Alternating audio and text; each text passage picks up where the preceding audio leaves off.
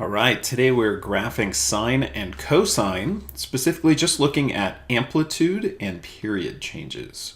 So what is an amplitude? What is a period? What does a sine or cosine graph look like? We're going to answer all those questions today. So we have two basic functions that we're going to look at. Y equals the sine of x with a couple values that we can change to transform our graph a bit. And y equals cosine of x. Again, with a and b, these two values we can change to transform our graph. So what are we looking at here? Now, remember, sine and cosine we talked about come from the unit circle. So here's a cool little animation here. So imagine this arrow is drawing the edge of our unit circle. And when we get to this right-hand side here, and it starts to go up, what it's keeping track of on this y-axis over here is the height of this tip of the arrow as it goes around the unit circle. And the graph it's drawing, remember the height is the y-coordinate on the unit circle. It's graphing sine. That's what a sine wave looks like if this z-axis is just kind of like increasing the angle as we keep going around the unit circle over and over again. So we actually get this kind of wavy function, a sine wave. And on the x-axis, it's keeping track of the left and right movement of the tip of this arrow as it goes around the circle. And this is actually what the graph of cosine looks like. So another way of thinking about this as well is if I wanted to graph sine. Now notice that on the x-axis, we are actually graphing the angles, and a lot of times we use radians. Very rarely will you see degrees on the x-axis. And if you remember, here's the chart that we could look up some values from the unit circle from. And we're going to specifically look at some nice values of sine right now. And those nice values, when we are at 0 radians or 0 degrees, sine is 0. Right? We're looking in just the sine column here. Now notice some of these other values, these aren't going to be nice to graph. Maybe 1/2 is nice to graph, but the radian measure is not. So we usually skip that one. However, at pi over 2, or 90 degrees, our y value is 1. So here's pi over 2, my y value is 1. Okay, note the next nice value, other than the 1/2, but the angle's not great, is 0. When we reach pi radians, my y coordinate is 0. When I reach 3 pi halves, which is 270 degrees, like the bottom of the unit circle, we get -1 as our sine value. And then even though it's off the chart, we've kind of come all the way around the chart and we start back up at the top again. It's kind of like Pac-Man, I guess. And at 2 pi, we're back at 0. So here we are, 2 pi back at 0. And notice there are 1, 2, 3, 4, 5 points that are kind of nice to graph. We're going to call these the 5 stages of sine and cosine. Okay. And we like to say that graphing sine and cosine is it's like a day at the beach. Okay, so in our day at the beach here, we're going to call, when we get up to our highest point, we're going to refer to this as the cliff. There's a cliff, maybe to do some cliff diving at the beach. There's a little cliff near our beach. Okay, when we are on the x-axis, kind of our center line, we're going to say that we're on the beach, we're in the sand. Okay, and there's a good reason for these strange words. Trust me in a second. And then let's say when we get to the lowest point here, which is -1 on this graph, we're going to say that's, you go out and you take a dip underwater. Okay, so this is our day at the beach.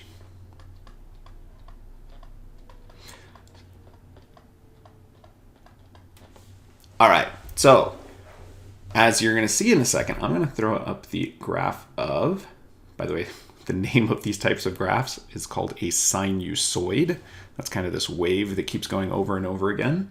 And if you've ever seen like an old movie where they have like the ham radio and you see the little, as the guy's tuning it in, that is actually a sinusoidal graph. Sound waves travel like these, etc. Which is pretty amazing. Okay, now we're going to find a couple different parts here. So what are the amplitude, what is the amplitude, and what is the period? So if you go from kind of the center of the graph to its highest point, or from the center of the graph to its lowest point. This is called the amplitude. So if you've ever heard somebody that had like really loud subwoofers in their car and they're like, yeah, man, I got my amp in the back, it's pushing 200 watts or what. Okay, the amp they're talking about actually makes this sine wave taller, which increases its sound. So that's actually pretty cool. That's what amp is short for, amplitude. So amplitude is basically the height, kind of from the center to the top or the center to the bottom. And because it's a height or length in this case, we want it to always be positive. And the way we do that in math is you take its absolute value. So the amplitude is not just the A value, it's actually the absolute value of A. So take that number that's in front and make it positive. That's your amplitude. And on the base graph, sine of x, my A value out here was a 1, and so our height is 1. Okay, the other thing that we're going to look at today is called the period. Okay, the period is kind of the space horizontally required before this sine, or as we'll see in a second, cosine graph needs before it repeats itself. And on the parent function, we need one full unit circle. And if you remember, 2 pi radians is 360 degrees. That would be the full circle. So a normal sine or cosine wave has a period of 2 pi. But we can make this sine wave kind of repeat more frequently. Maybe I wanted a bunch of waves in this same graph. We would need to change the period. Or if I want to stretch it out and make it grow very slowly, we could decrease the period. And the way we do that is through this b value. B is going to help control the period on our graph. Okay, and we're just going to look at those two. Let's look at the graph of cosine. And again, if I pull up that table, the cosine of 0 degrees is actually up at 1. The cosine of pi halves, again, our next nice coordinate is 0. At pi, it's down at -1. At 3 pi halves, cosine is 0 again. And then we've come full circle, so we go back to 2 pi, and we're back up at the highest point, up at 1. Okay, so again, we have these kind of 5 equally spaced points, 1, 2, 3, 4, 5, and then this cosine graph would repeat itself. Okay, note that sine and cosine are basically the same graph. They just have a different starting point, essentially. Okay, now the way we remember the difference between this graph, remember we talked about the day at the beach where this is our cliff, the middle is the sand, and the bottom is underwater. So the way we remember which one starts where, whoops, that's not the word water, is sine starts in the sand. It starts in the midline, and sine heads to the cliff. Sine goes to cosine. Cosine starts on the cliff. Cosine, cliff, sine, sand. And then from the cliff, you go underwater, or sorry, to the sand, underwater, sand, cliff, etc. You always have to go back through the sand. Okay, you can never go straight from the cliff to underwater. Sorry, you got to go past the sand. Hopefully you don't jump into the sand though. All right. So let's look at how we would graph these. Okay, so with our changes, we're going to need a couple steps here. The first couple being we need to identify the values of A and B. And note that if A is negative, we might need to flip our graph upside down or reflect it vertically. Okay, step 2 is to find the amplitude, and we're going to mark some max and min lines. I'll show you how to do that. And then we will calculate the period. When we have period changes, we'll make our 5 equally spaced markings and graph our sine or cosine, remembering if we start in the sand or on the cliff. Okay, so here is our first graph. Note, it looks like our b value in here is just 1, right? It's just that hidden coefficient. B is 1.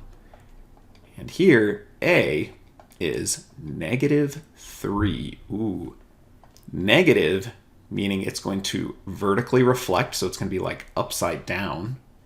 And a 3, the amplitude, is the absolute value of -3, which is 3. Okay, let's go ahead and mark the maximum and minimum. So here, because we're going to keep our graphs centered, the x-axis, you can think of the x-axis as our center line in green there. And then we're going to use the amplitude to figure out what is the most units we will go up or down to reach the cliff or underwater.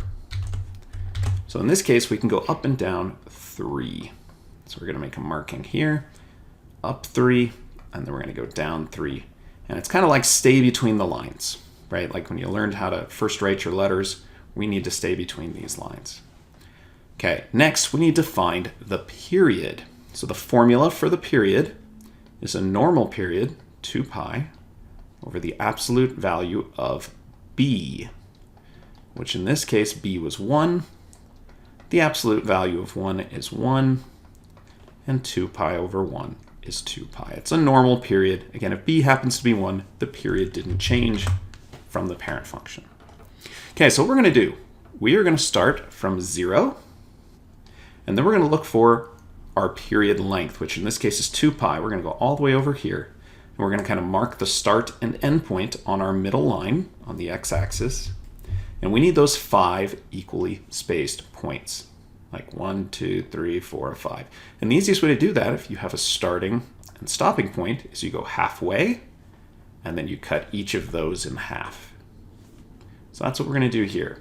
So we've got our starting and stopping point. We're going to go halfway, which is at pi, put a marking, and then at pi halves and 3 pi halves, we'll put a marking. Okay, so these 5 equally spaced points are where kind of these 5 stages of our sine graph are going to go. So when we actually draw this in, I'll do this in blue here. Actually, let's go in black. Okay, so sine starts in the sand, which is in the middle. Remember, sine goes to cosine, so at our next marking, we are going to the cliff, the highest point. Then we go back to the sand at our next marking. Then we head underwater, and then we're back up at the sand. Now I'm going to draw in, and you kind of want to make this kind of curvy, not straight lines. It's a nice curvy graph. But notice I'm just using dashed lines here because this may not be our final graph.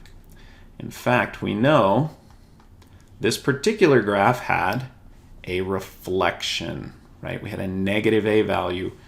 So what I need to do to get my final graph is we use the center line, and we're going to reflect over the x-axis, okay, or its center line. So this part that's up on the cliff ends up coming down here underwater.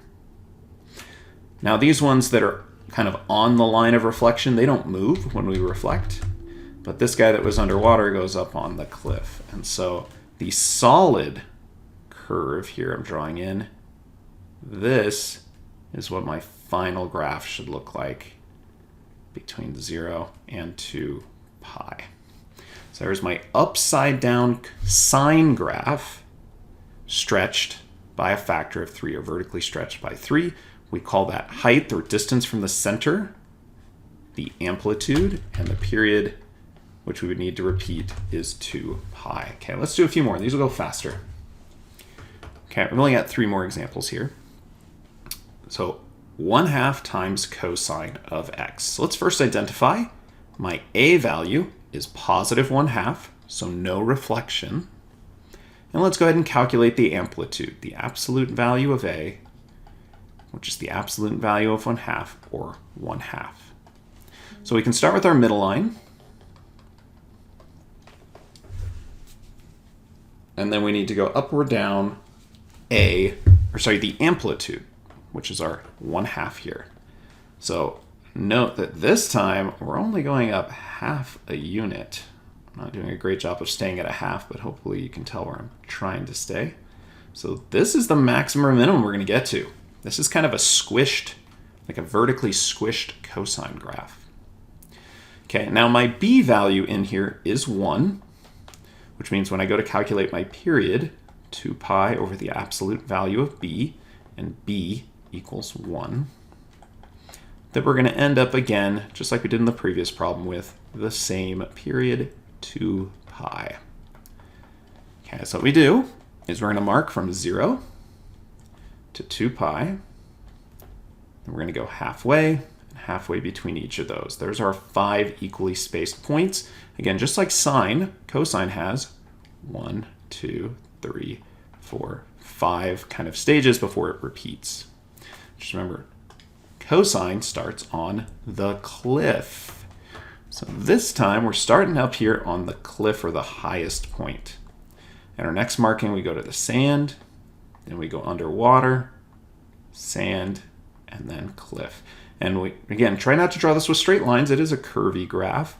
And there's no reflection this time. This should be our final graph. I know it's very stretched out, so it's not doing the best artistic job here, but...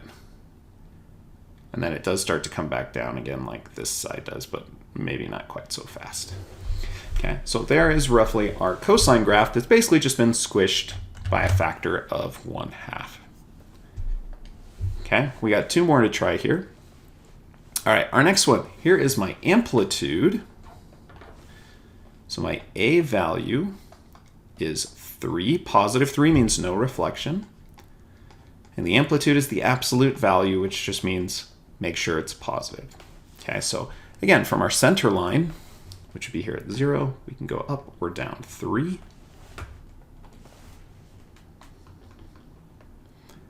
Up 3, and down 3. Okay, we've marked our maximum and minimum here. Next, we need to find our period.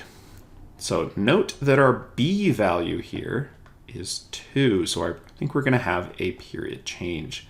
So over the absolute value of B, I'll write the formula first, and then we're going to plug in. B is 2, the absolute value of 2 is 2, and these two 2's end up canceling each other out. We get 1 pi, 1 pi. So instead of repeating every 0 to 2 pi, it's going to repeat from 0 to 1 pi. We're going to get a full sine wave in from here to here. So we still need those 5 equally spaced points. So this is just kind of the start and end. We go halfway, and then halfway between each of those. And that's where we're going to find the 5 equally spaced points of sine. And remember, sine starts in the sand. So it starts in the middle here. Remember, we're calling this the sand. The top is the cliff, and the bottom is underwater, right? Okay, so sine goes to cosine. It heads towards the cliff. So at my next marking, I'm kind of done in red here, we go up to the cliff, then we come back to the sand, then we go underwater, and then back to the sand. And there is no reflection here.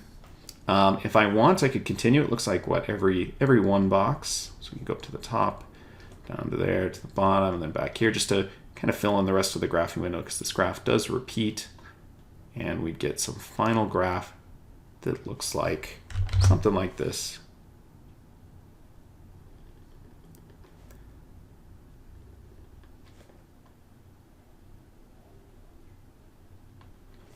That wasn't too bad to the end there. Okay, so there is our graph of 3 times the sine of 2x. Okay, we got one final graph to do here. All right, this time we are graphing cosine.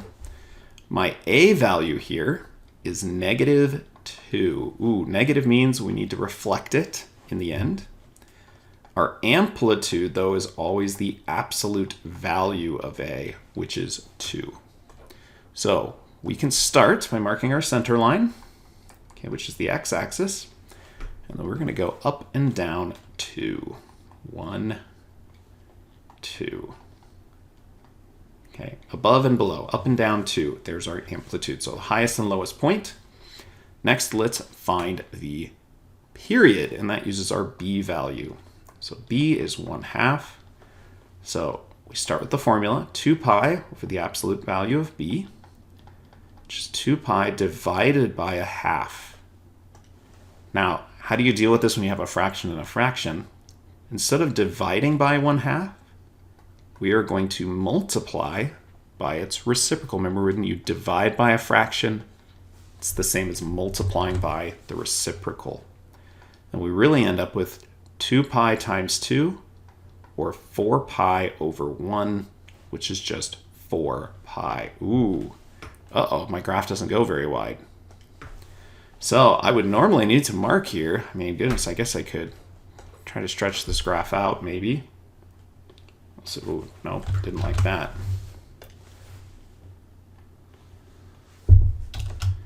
Okay, maybe I can make it twice as far, roughly. And we can say, you know, I don't know, roughly, we'll change the color back to red like we've been doing. Here's 0, and then we can say maybe 4 pi is way over here. Okay, so halfway would be 2 pi, and then halfway between that would be pi and I believe 3 pi. So here are my 5 equally spaced points. So in this graphing window, we're not even going to get a full cosine graph, which is kind of crazy. So let's draw this. Remember, cosine starts on the cliff. In my next marking, we go to the sand. My next marking, we'd go underwater. Then we do the sand, and then we would do the cliff, which is, you know, roughly somewhere here. So this would be my graph normally, but we still have one thing left to do. Maybe you recognized it. We have to flip this guy vertically. So that means anything that was up here on the cliff actually is down underwater. Remember, stuff in the sand stays there because that's our line of reflection, the x-axis. But this is going to come up top. So let's reflect that up. This stays put, and then our cliff comes underwater. And so actually the correct final graph, once we do our reflection, is something like this. And in this graphing window, this is all we would see, which is actually just half of a sine wave. And a good way of thinking about that b value is it kind of tells you how much of a sine or cosine wave you see in a normal 2 pi period. In this case, we only get to see a half of it. And if you looked in the previous examples, we got to see 2 full sine waves, 1, 2 in that period. And then the ones where b is 1, you just get one of them in a 2 pi period. So another way of thinking about b there in the end. Okay, so remember, graphing sine and cosine, it's as easy as a day at the beach.